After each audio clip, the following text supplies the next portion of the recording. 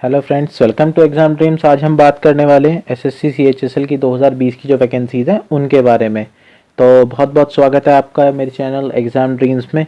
चलिए शुरू करते हैं। जो टोटल वैकेंसीज़ हैं एसएससी की इस साल की वो आउट हो चुकी हैं, तो वो हैं 4726 वैकेंसीज़ जो आपको स्क्रीन पर दिख रही हैं। और इसमें हम बात करने वाले हैं टेंटेटिव वैकेंसी लिस्ट के बारे में कि कितनी पोस्ट में कितनी वैकेंसीज़ हैं, और सबसे इम्पॉर्टेंट खुशखबरी जिन्होंने अभी तक फॉर्म नहीं भरा है उनके लिए कि लास्ट डेट जो है एक्सटेंड हो चुकी है, जो कि हो चुकी है 26 दिसंबर 2020। यानी अभी भी आपके पास में 6 से 7 दिन का समय शेष है। चलिए वीडियो को शुरू करते हैं बिना किसी देरी के। सबसे पहले हम बात कर लेते हैं वैकेंसी डिटेल्स के बारे में। इसमें सबसे पहले आपको दिखाई दे रहा होगा एलडीसी की वैकेंसीज़ और जेएससी यानी जूनियर सेक्रेटरीट असिस्टेंट की वैकेंसीज़ हैं जो कि हैं 1538। इसके बाद पोस्टल असिस्टेंट और सॉर्टिंग असिस्टेंट की वैकेंसीज़ हैं पीए और एसए जो कि 3181 वैकेंसी हैं, और डेटा एंट्री ऑपरेटर डीओ की वैकेंसीज़ हैं 7। तो टोटल वैकेंसीज़ हैं 4726।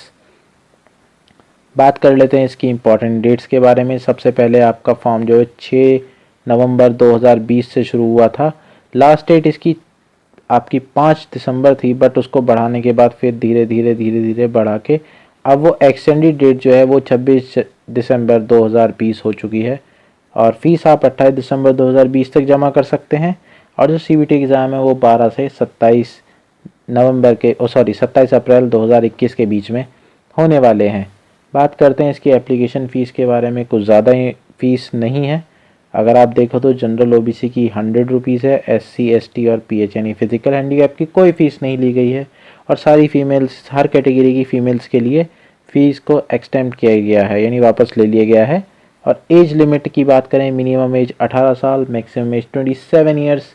और सबसे इम्पॉर्टेंट आपको जो एज रिलैक्सेशन के रूल्स हैं अकॉर्डिंग टू गवर्नमेंट वो भी आपको मिलने वाले हैं हर एक कैटेगरी के हिसाब से।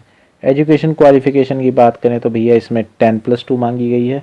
तो 10+2 हो तो आप ज़रूर भरिए। फॉर्म बहुत ही बल्क में भरे जाते हैं ये वाले फॉर्म, और वैकेंसीज़ भी ठीक ठाक ही इस बार आई हैं।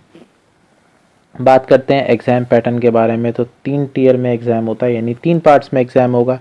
सबसे पहले टीयर 1 जो कि होगा सीबीटी कंप्यूटर बेस्ड टेस्ट। इसमें इंग्लिश आने वाली है, आपकी जनरल इंटेलिजेंस आने वाली है, क्वांटिटेटिव एप्टीट्यूड और जनरल अवेयरनेस। पहले ये 200 मार्क्स का पेपर इस बार भी है, बट 200 क्वेश्चन हुआ करते थे 1 मार्क्स के ईच। बट पिछले 2-3 सालों से क्या किया गया है, इसको चेंज कर दिया गया है। आपका जो 25 क्वेश्चन होते हैं 50 मार्क्स के, यानी हर एक क्वेश्चन जो है वो 2 मार्क्स का कर दिया गया है। टोटल आपको मिलेंगे 100 क्वेश्चन 200 मार्क्स के। 60 मिनट्स का आपको टाइम मिलने वाला है। 80 मिनट्स का टाइम है जो स्क्राइब कैंडिडेट्स हैं उनके लिए। और सबसे इम्पॉर्टेंट चीज़ 0.5 की नेगेटिव मार्किंग भी है। उसमें 0.25 की होती है, इसमें 0.5 की है। रेशो वही है परसेंटेज वाइज, बट आधा नंबर कटेगा क्योंकि 2 नंबर का एक क्वेश्चन है। टीयर 2 की बात करें तो डिस्क्रिप्टिव होता है। इसमें पेन और पेपर मोड होता है, यानी आपको एक पेन और पेपर दिया जाएगा, उसमें आपको लिखना होगा एसे राइटिंग, लेटर राइटिंग, जो भी दिया जाएगा। 60 मिनट्स का इसके अंदर भी टाइम होता है। टीयर 3 की बात करें तो वो होता है स्किल टेस्ट और टाइपिंग टेस्ट, जो कि क्वालिफाइंग नेचर का होता है। वैसे 35 वर्ड पर मिनट मांगे जाते हैं इंग्लिश में। 15 मिनट्स का टाइम आपको मिलेगा। तो 8000 कीवर्ड्स एलडीसी के लिए होता है, तो उसी तरीके से आपको टाइपिंग करनी होगी। बात कर लेते हैं टीयर 1 के सिलेबस के बारे में, जो कि इम्पॉर्टेंट है। सबसे पहले इंग्लिश के सिलेबस को देखते हैं।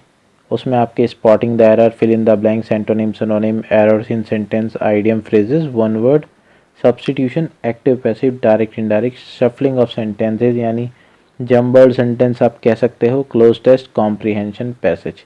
उसके बाद जनरल इंटेलिजेंस में analogy, space orientation, Venn diagrams आ सकते हैं। आपके सिंबॉलिक नंबर क्लासिफिकेशंस आ सकते हैं, पैटर्न आ सकता है, और फोल्डिंग और अनफोल्डिंग यानी जो पैटर्न फोल्डिंग और अनफोल्डिंग होता है, पेपर कटिंग, वो आ सकती है आपको। नंबर सीरीज़ में आ सकते हैं इसमें। एम्बेडेड फिगर, क्योंकि एसएससी में क्वेश्चंस आते हैं। इसमें कोई एक फिगर दे दी जाएगी और उसके बाद एक मेन फिगर होगी, उसके अंदर उसको पहचानना होगा कि कौन सी फिगर में वो आपको मिलेगा। उसके बाद कोडिंग डिकोडिंग आएगी, न्यूमेरिकल ऑपरेशंस आने वाले हैं। ठीक है, बात करते हैं क्वांटिटेटिव एप्टीट्यूड में। उसमें number system, fundamental arithmetics, operations, algebra.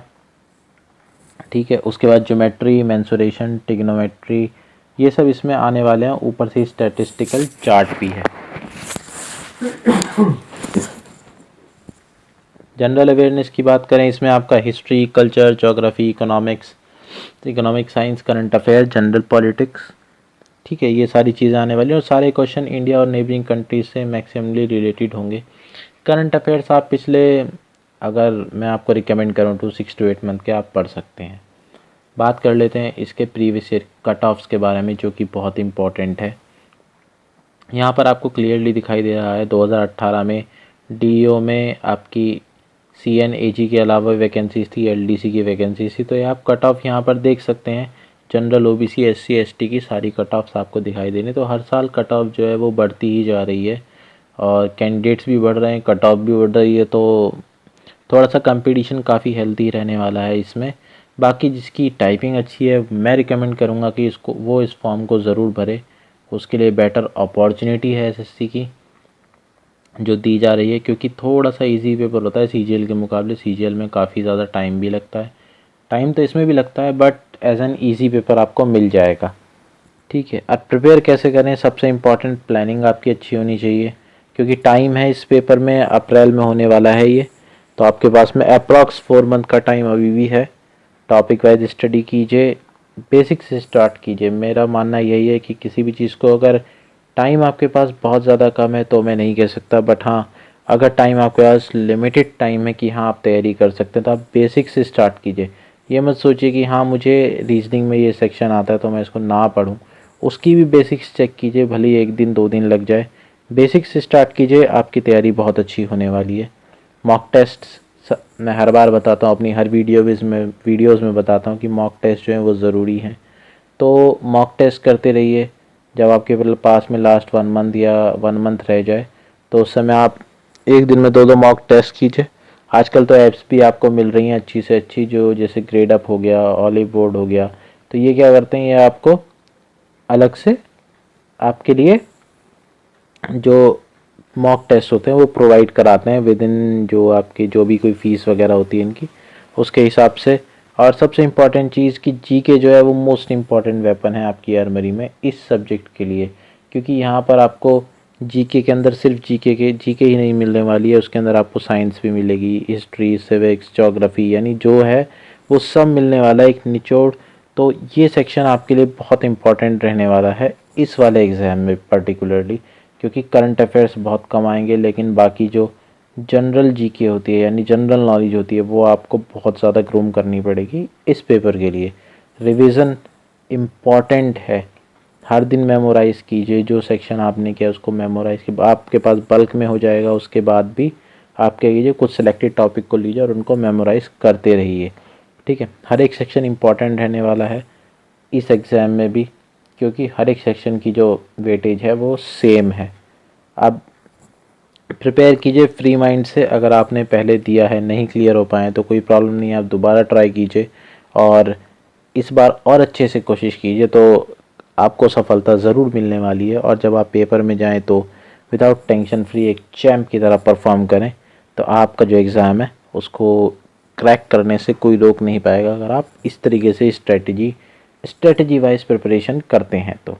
Okay, और stay patient and trust your journey, यानी आप शांत रहिए, अपनी जर्नी पे ट्रस्ट कीजिए, भले ही जर्नी कितनी भी लंबी हो, लेकिन अगर आपने ठान रखी है कि जर्नी कंप्लीट, यानी आप अपनी यात्रा को कंप्लीट करके सफलता को ज़रूर छुएंगे, तो ये इसे कोई रोक नहीं सकता। बट अपनी जो जर्नी है उसको फॉलो यानी करते रहिए और पेशेंट रखिए, ठीक है। अगर आप पेशेंट रखेंगे तो आपको आपकी जर्नी के बाद में जो फल मिलने वाला है वो भी अच्छा ही मिलने वाला है।